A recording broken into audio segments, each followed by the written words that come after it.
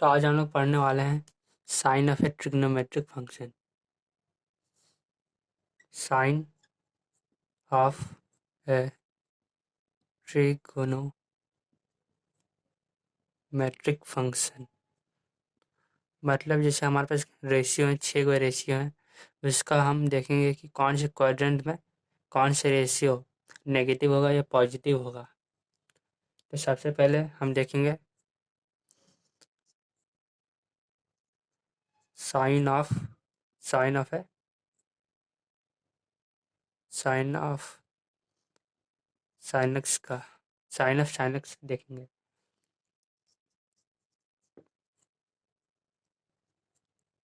तो जैसे हमारे पास दो एक्सिस है, एक एक्स एक्सिस है और एक वाई एक्सिस, और यहाँ पे हम एक ट्रायंगल बनाते हैं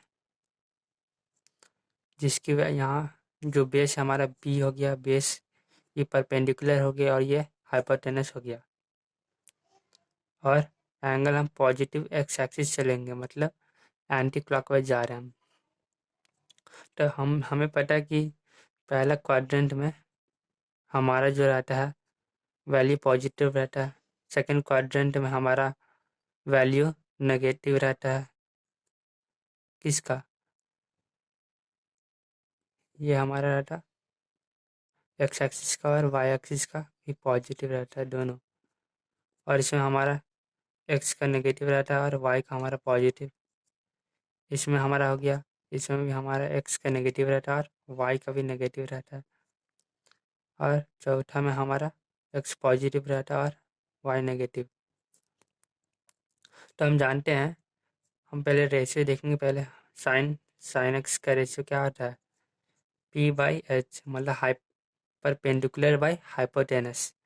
तो हम जानते हैं पाइथागोरस थ्योरम से कि परपेंडिकुलर का स्क्वायर प्लस बेस का square is equal to hypotenuse का स्क्वायर होता है। तो यहाँ पे जो एच है हमेशा पॉजिटिव रहेगा, कभी नेगेटिव नहीं होगा, क्योंकि स्क्वायर है, स्क्वायर रहेगा। तो जैसे -1 है तो इसके ऊपर अगर स्क्वायर लगा दिया हमारे, तो हमारा जो वैल्यू आएगा वो पॉजिटिव हो जाएगा।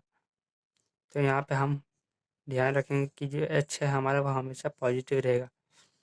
अब अब पहला क्वाड्रेंट में हमारा साइन एक्स क्या होता है? P by H. पी हमारा पी है हमारा क्या होगा? पॉजिटिव, क्योंकि हम वाई एक्सिस की तरफ जा रहे हैं ऊपर। जब हम ओरिजिन से ऊपर की तरफ जाते हैं अब वाई एक्सिस, तो हमारा जो वैल्यू रहता है पॉजिटिव हो जाता है।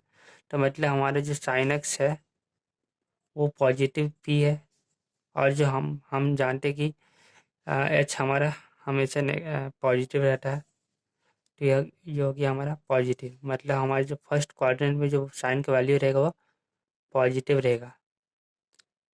उसी तरह अब हम यहाँ पे एक ट्रायंगल बनाएंगे।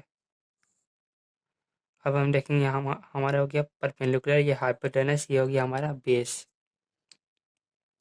अब हम सेकंड क्वाड्रेंट में हमारा जो परपेंडिकुलर है, ये पहला क्वाड्रेंट है, फर्स्ट क्वाड्रेंट, सेकंड क्वाड्रेंट।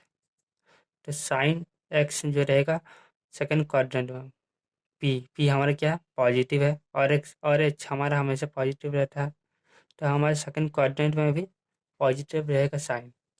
अब हम थर्ड में देखेंगे, थर्ड क्वाड्रेंट में साइन एक्स।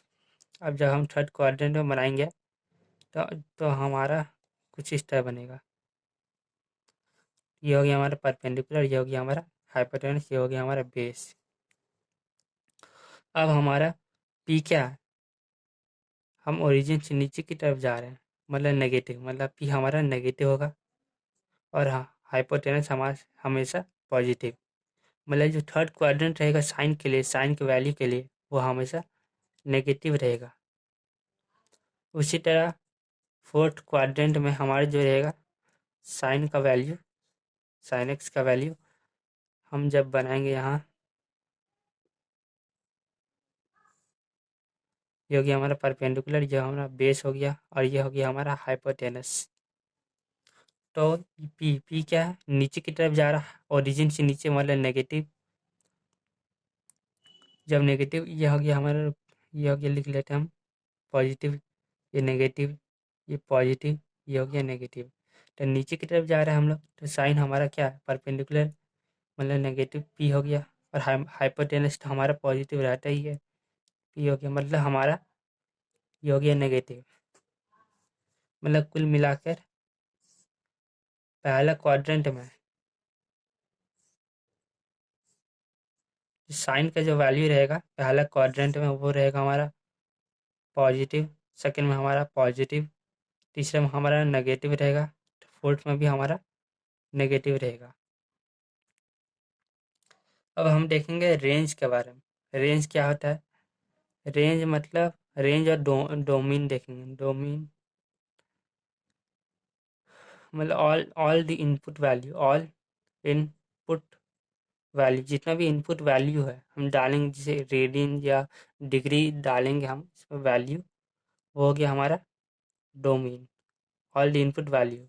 और रेंज हमारा जो आएगा, जो जो हमारा वैल्यू निकल के आएगा, जैसे साइन 60 का √3/2 आया, तो जो आंसर है हमारे, जो आउटपुट आया, ऑल आउटपुट, आउटपुट का हम क्या बोलेंगे, रेंज बोलेंगे। ये जो डोमेन होगा और रेंज होगा, मतलब हम जो वैल्यू डालेंगे इनपुट्स, जो डिग्री या रेडियन डालेंगे साइन के लिए, तो इसका जो वैल्यू आएगा क्या आएगा, जैसे हम साइन 60 जानते कितना √3/2 होता है, मतलब साइन 60 डोमेन हो गया। और जो रेंज आया हमारा, जो आंसर आया हमारा, जो आउटपुट आया वो होगा हमारा क्या, √3/2। तो जैसे हम एक ट्रायंगल लेते हैं,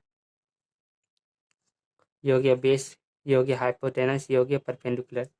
जब, और हम जानते हैं कि जो परपेंडिकुलर है वो हाइपोटेनस से छोटा होता है, लेकिन जब हम हाइपोटेनस को परपेंडिकुलर की तरफ ले जाएंगे तो कुछ ऐसा बन जाएगा, मतलब जो एंगल बनेगा ये एक्स, साइन एक्स का जो वैल्यू है, जो एंगल है साइन एक्स P/H है, तो एक्स का जो वैल्यू रहेगा वो कुछ 90 डिग्री हो जाएगा कि नहीं। जब ये जब ये पी की तरफ बढ़ने लगेगा, हाइपोटेनस पी की तरफ बढ़ने लगेगा, तो ये 90 डिग्री हो जाएगा और पी जो है हाइपोटेनस के बराबर हो जाएगा। तो कुछ ऐसा हो जाएगा, मतलब जो परपेंडिकुलर है वो साइन, वो हाइपोटेनस के छोटा है और इक्वल टू है, क्योंकि ये पी और एच के बराबर हो गया है, मतलब हम इसको P/H लेस देन और इक्वल टू 1 लिख सकते हैं। तो हो गया रेंज, मतलब ये ना ही 1 से आगे रेंज हो सकता है। और अगर हम, ये तो पॉजिटिव के लिए था, अगर हम नेगेटिव के लिए लिखेंगे तो हमारा जो आंसर आएगा P/H, P/H और कुछ इस तरह हो जाएगा नेगेटिव। तो ये पॉजिटिव के लिए हो गया और ये नेगेटिव के लिए, क्योंकि चेंज हो जाएगा, माइनस से चेंज हो जाता है साइन, इसलिए। तो हमारा जो रेंज होगा, अब जो रेंज होगा हमारा वो क्या होगा, -1 और एक्स का वैल्यू डालेंगे, और -1 इज लेस दैन और equal to x, and the value of x is क्या होगा, लेस दैन और इक्वल टू 1 होगा। ये होगी हमारा रेंज, ये होगी हमारा डोमेन। अब हम देखेंगे जैसे cos x इज इनवर्स होता है किसका, 1/sin x, ये sin x इज इनवर्स है 1/cos x। तब तो यहाँ पे जो साइन का एक्स का जो वैल्यू है हमारा पॉजिटिव आएगा, पहला सेकंड, पहला और दूसरा में पॉजिटिव वैल्यू आएगा, और तीसरा चौथा में हमारा नेगेटिव वैल्यू आएगा। इसलिए हमारे जो cos x का भी जो वैल्यू आएगा वो पहला क्वाड्रेंट में हमारा पॉजिटिव आएगा, दूसरे क्वाड्रेंट में भी हमारा पॉजिटिव आएगा, तीसरे पे भी हमारा नेगेटिव आएगा, और चौथे में हमारा क्या आएगा, नेगेटिव। इतना हो गया। अब हम अब हम cos x के वैल्यू भी जानेंगे।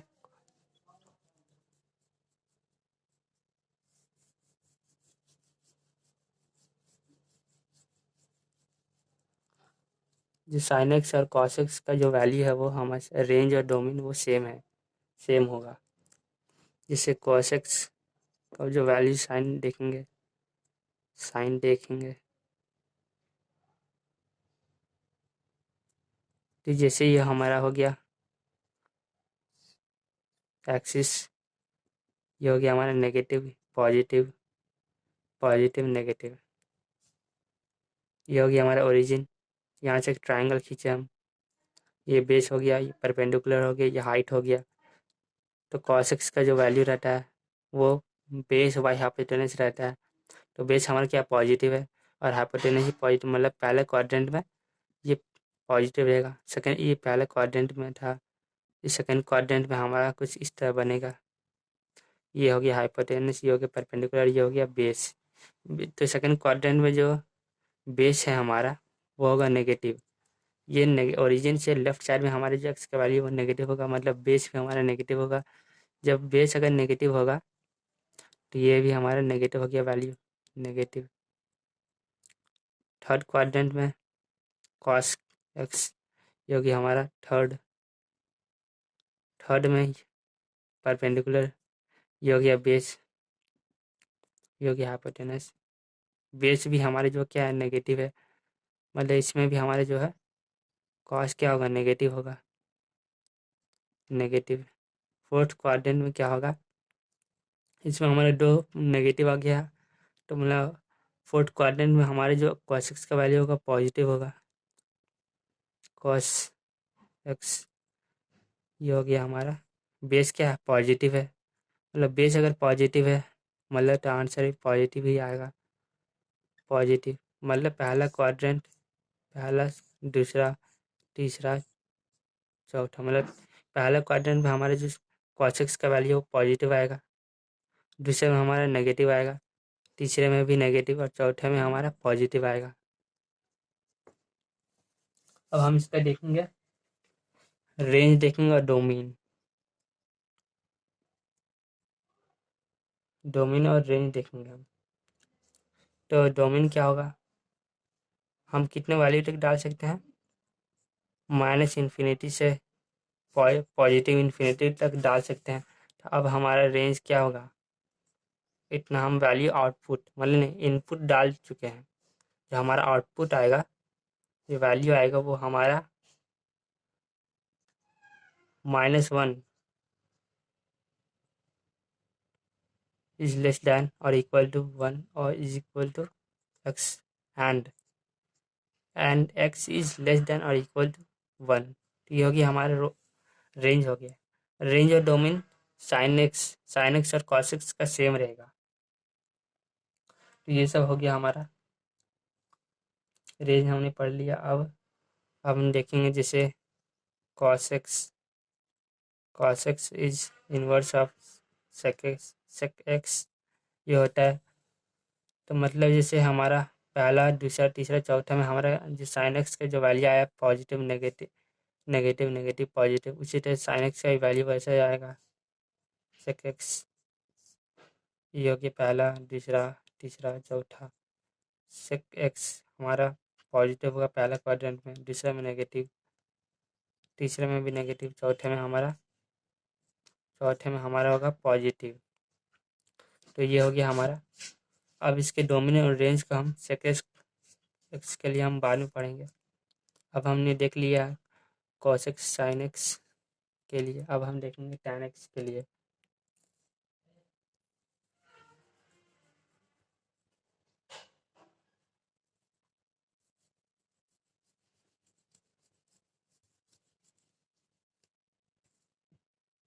अब हम टैन एक्स, हम जानते हैं tan x is equal to sine x by cos x होता है।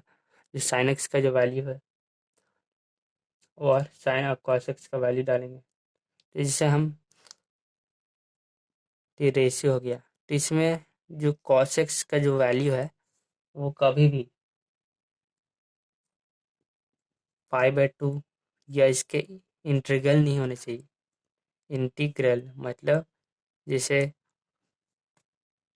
जैसे हमारे पास हो गया 5/2, 3π/2, 5π/2, ये नहीं होने चाहिए। मतलब जो पहला है जिससे ये जुड़ा हुआ है पाई बाई टू सब में कॉमन रहेगा। और ऑड, ये हो गया ऑड, ऑड इंटीग्रल। जो ऑड इंटीग्रल है ऑफ पाई बाई टू, वो कोसेक्स का वैल्यू नहीं होनी चाहिए, क्योंकि कॉसेक्स, जो कॉस पाई बाई टू है उसका वैल्यू क्या होता है, साइन 0 डिग्री का वैल्यू 0 होता है, और कॉस पाई बाई टू का वैल्यू भी 0 होता है।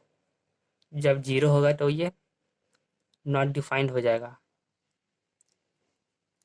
नॉट डिफाइंड, इसका डिफाइंड ही नहीं हो पाएगा, इसलिए हम इन सब वैल्यू को नहीं लेते हैं। इसलिए tan x का जो वैल्यू है क्या होगा, tan x का अगर डोमेन देखें हम, डोमेन तो होगा हमारा ऑल रियल नंबर्स एक्सेप्ट, किसको छोड़ के, except odd integral, odd integral of pi by two को छोड़कर। मतलब कि हम 2n+1 पाई बाई टू लिख सकते हैं। मतलब हम n का कोई भी वैल्यू डालें, 1 अगर डाल लेंगे, और 1 डालते हैं तो 2+1 3 हो गया, मतलब ये ऑड हो गया। अगर हम 2 डालेंगे अगर वैल्यू, 2 2 या 4 और 1 5 हो गया। मतलब अगर हम कोई भी वैल्यू डालें n का तो वो ऑड ही आएगा हमारा। ये हो गया हमारा odd integral of pi by to. इसको छोड़ के जितने वैल्यू डाल सकते हैं हम, वो चलेगा। तो डोमेन हमारा क्या हो गया, बस इसे छोड़ के जितने भी रियल नंबर है वो सब डाल सकते हैं। और जो हमारा रेंज आएगा, जो रेंज आएगा हमारा, वो -इन्फिनिटी से इन्फिनिटी।